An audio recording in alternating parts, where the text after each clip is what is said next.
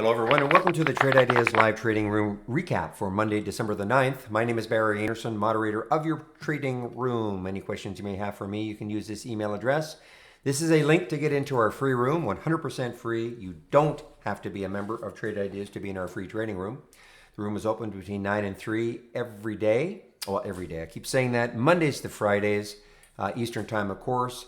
In the email that you're getting, you will see a promo code for 15% off either the first month or the entire year of a Trade Ideas subscription.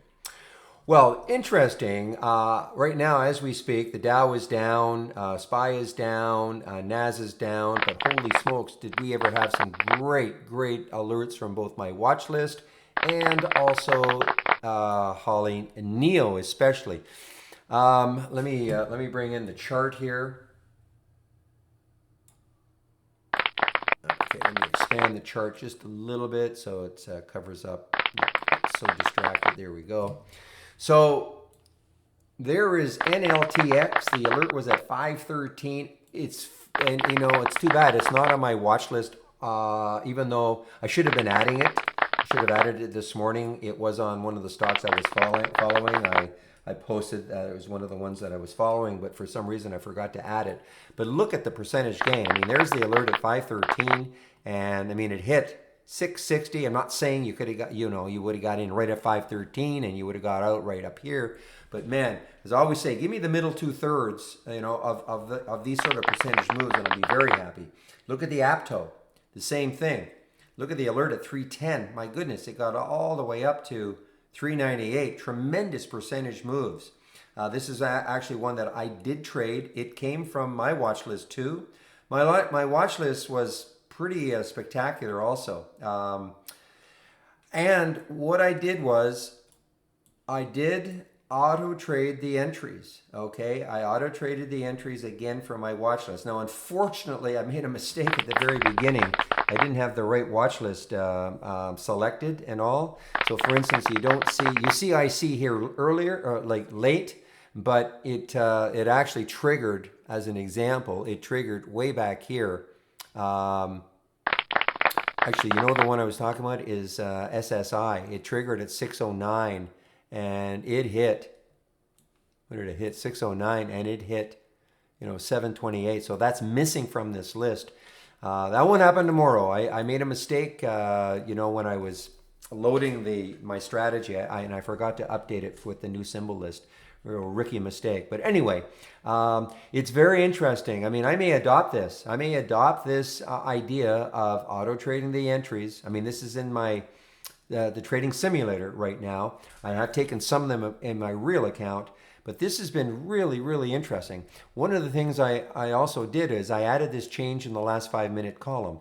Now, it might sound obvious, or well, why would you do it?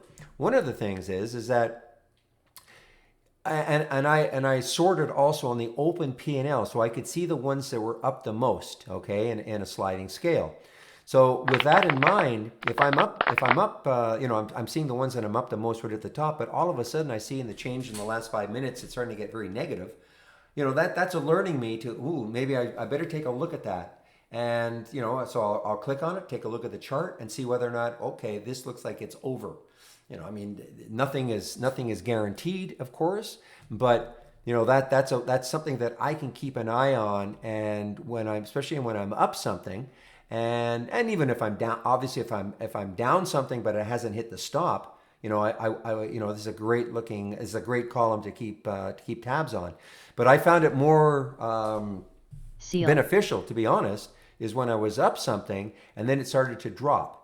In the last 5 minutes. Now, it doesn't mean just because it's dropped 2 cents that you're going to get out of the trade, but it was definitely, for me, it was worthwhile starting to watch it and just to see, okay, is this the beginning of a downtrend? I don't want to give, like if I'm up a lot, I don't want to give up half my gains by not paying solid attention. So this column right there certainly made sense for me to add. A lot of columns that you can add. If you right click on any one of these column headers, these are all the columns that you can add. I wouldn't say you have to add them all, of course, but you might find ones that make more sense to you than others. And this one for sure, for me, made a lot of sense, and definitely watching this one going forward. So anyway, lots and lots of great alerts. I mean, it's just Seal. you know, the IC, the what else? Even the BRMK.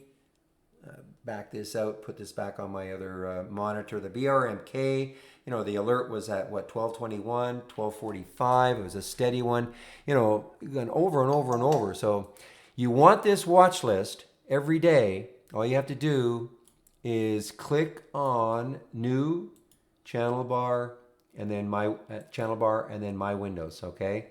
And remember, these are all layouts in a channel bar. So before you do that, make sure if you have a layout up and running, make sure you save your layout to the cloud, because if you don't, if you haven't saved your layout to the cloud, when you load my layout or any other layout here, you will lose your layout because you can only have one open at a time, and I don't want that to happen. It's fine when I say lose it.